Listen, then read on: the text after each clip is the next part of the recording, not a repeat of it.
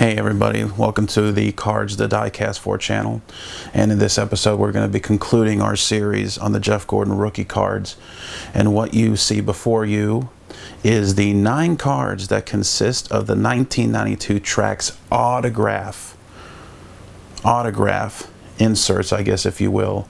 This is the, I guess, if you will, a rookie deal for all of NASCAR. This is the first set of autograph cards that were included in packs, and it was in the 1992 Traks card set. Now, I'm not going to buy a wax box for that series because there's nothing of any particular value with those cards. However, I already have all 9 cards, as you see right here.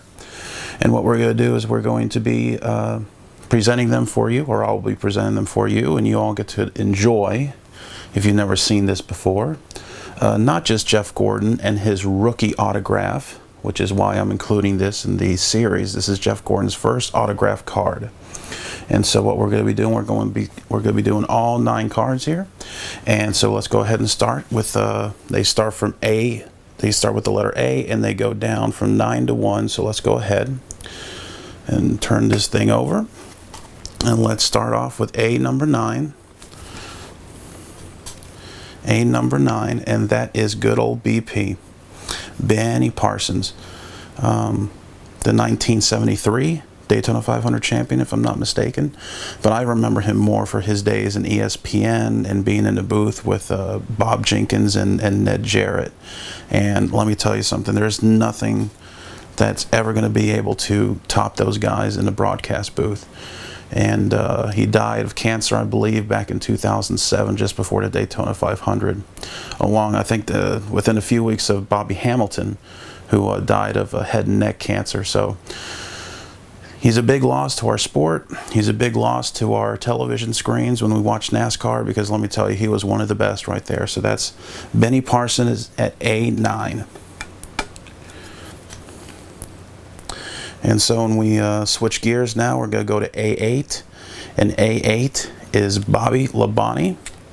And Bobby Labonte at the time of this autograph was in the Busch series.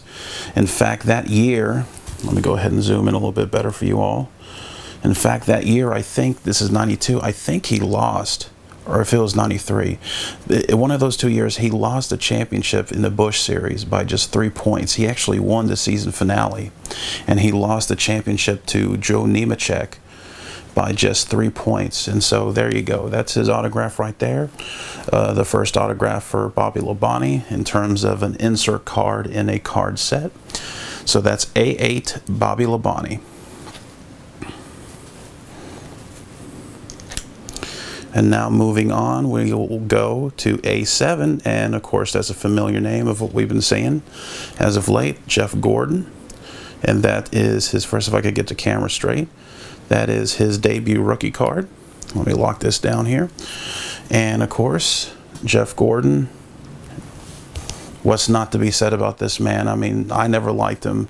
I was a Rusty Wallace fan, and of course, if you remember, like the 97 Bristol spring race and the bump and run that he did, and then of course he did it again in 2002 during the night race at Bristol.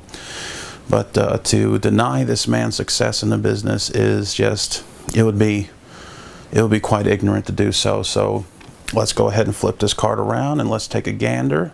And as you can see, for those of you who may never have known that prior to watching these videos, or if this is the first video you're watching, yes, that is a Carolina Ford dealership that he's driving there. He drove for Bill Davis in the Busch series, and this is coming from his 1991 season when he was sponsored by Carolina Ford dealers. 92, he was sponsored by Baby Ruth. He was actually supposed to go to Cup Series with Bill Davis, I think eventually what would have been the 22 Maxwell House Ford. However, I believe he won the spring race at Atlanta, and he beat Dale Earnhardt, because Dale Earnhardt would do some Busch races, and I think he won that race. And when that happened, Rick Hendrick saw that, wanted to get in touch with the guy, and the rest is history. So A7 is Jeff Gordon and his rookie autograph card. So let's go ahead and move on now to A6. A6, of course, is a familiar name. And let's bend this over a little bit more. and that is A6 with Kyle Petty. Kyle Petty, of course, the son of Richard Petty, and was a journeyman throughout his career. Will openly admit that he rode on his dad's coattails and that he wasn't the best driver, but during the early 90s when he drove for Felix Sabates in the very great paint scheme, even down to this, in terms of today's standards, the mellow yellow colored car. And much like his father, very nice, pretty loops with his autograph. I think Richard Petty actually takes like sometimes up to 30 seconds to sign his name. But you're able to legibly read every letter. It's not like Kevin Harvick's signature, which I think actually I could show you an example of that real quick. You see that autograph right there? Now that's, of course, that's not autograph, but you could see a facsimile, a facsimile of his autograph, and you could tell just scribbles. It's just a scribble mark on it. But when we go back to Kyle Petty, much like that, you could read every letter pretty much, and nice, very nice autograph. So that's Kyle Petty, and driving for it during his days with the mellow yellow car. As we move on down the line with A5, we go to Ricky Rudd. Ricky Rudd, I remember him most driving the Tide ride. However, at the time of this card, he was driving the Tide car, but he was driving it for Rick Hendrick. He would later go on to start his own team in the 10 car, driving with Fords. At the time of this autograph, he was driving the Chevrolet for the number 5, which Terry Labonte would eventually take over. And as you see right there, still with the Tide colors, and Ricky Rudd, and that's Ricky Rudd's deal. Iron Man, I think he beat Terry Labonte actually for the most starts at one point, and I think he also had a streak of 16 years with at least one victory, which is pretty impressive. So Ricky Rudd at A5. So as we go now to A4,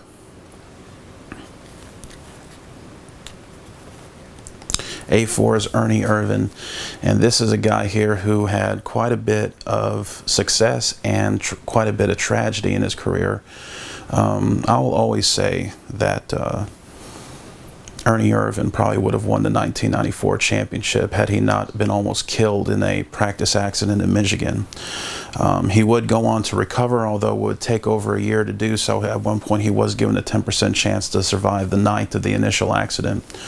But he was able to persevere, he was able to come back, but he never was really able to regain that consistency. I think he only won a couple more times after that.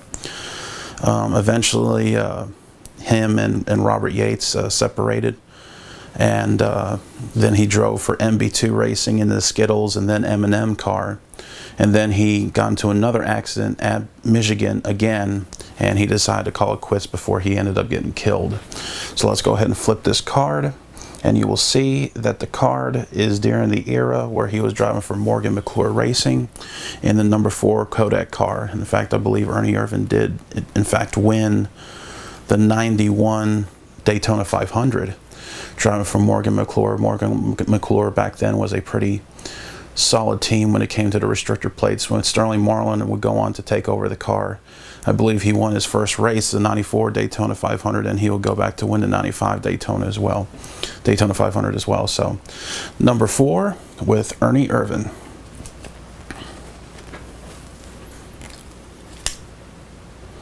Going on to A3 is Handsome Harry Gant. Now this guy here was a pretty consistent driver. I don't think he was ever really a threat for the championship, at least not during the last few years of his career. However, he is the oldest winner in NASCAR. I think it's 53.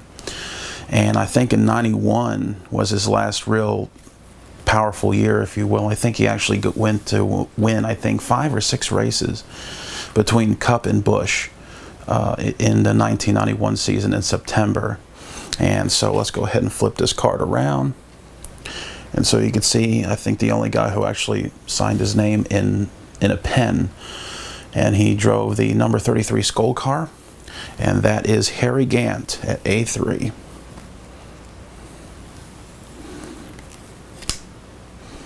So let's go on now to A2, my favorite driver from the 1990s, Rusty Wallace. Rusty Wallace, his prime of his career was probably from 88 to about 80, or from 88, I'd say, till about 94, because in 93 he won 10 races, and in 94 he won 8 races. The big problem with Rusty Wallace was that he never really had very good consistency. He would win one race and then he would crash. He'd win one race and then he would crash, and that's something that always, if you expect to win a championship, you're never going to be able to do it. I think in 93 he came within 80 points of winning the championship, but that's only after Earnhardt had a bad race at the Atlanta race at the season finale. So let's go ahead and flip this car over. Rusty Wallace, of course, and the gold and black Miller Genuine Draft colors. You're never going to get anything better than that when it comes to Rusty Wallace. And as you can see right there, driver of the number 2 Miller Genuine Draft Pontiac at the time. I never cared for Pontiacs. When I started liking Rusty Wallace, he was driving a Ford, and then I didn't realize, I almost, my jaw hit the floor when I found out that he actually drove Pontiacs and won his only championship, the 1989 champion Rusty Wallace.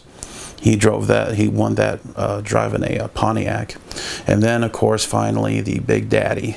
If you wanted to have an autograph from NASCAR, I don't think you could pick 2 more impressive names than Dale Earnhardt and Richard Petty.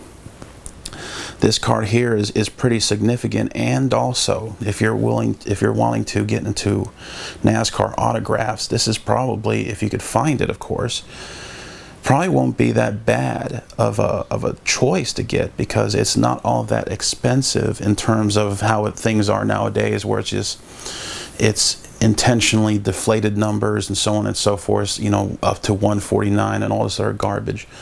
I think these cards all together, I think they're 3,500 a piece, 3,500 a piece, but I could be mistaken. But let's go ahead and flip this card over, and there you have it right there. Let's put it up a little bit more. Richard Petty and Dale Earnhardt, signatures over both their faces. I would go get this card graded, but the thing is, though, right where you see where my thumb is over there, you see all that white chalky stuff over Richard Petty's ear. Unfortunately, this wouldn't be a Gem Mint 10. If it was, oh my goodness, it wouldn't be the price of a Michael Jordan rookie card. But let me tell you, in terms of a NASCAR deal, it would be pretty expensive to, or not pretty expensive, it'd be pretty profitable to be able to sell that card. But then again, I don't know if I would, because I actually like NASCAR stuff. But nonetheless, that is the deal. That's the rookie edition for NASCAR autograph inserts, and it's also the rookie autograph for Jeff Gordon. And as I've been saying before, this whole deal here was to celebrate the career, if you will, of Jeff Gordon. As I said, I'm not really a big fan of his when he was driving, but now that he's gone, it kind of sucks that he's gone, although at the time of this recording, he is filling in for the ill Dale Earnhardt Jr., and he may do so beyond Pocono this Sunday. However, or actually the race was canceled today. It's going to be on Monday. But nonetheless, though, I hope you enjoyed this video and this whole series on the Jeff Gordon rookie cards.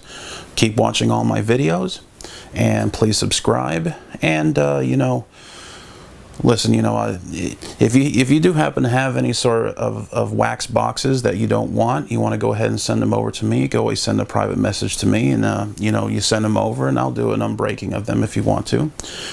NASCAR, basketball, whatever it is, we got some cool stuff lined up for you all. But nonetheless, though, please subscribe, and thank you for watching again. It really means a lot to have you all watching these videos. See you next time.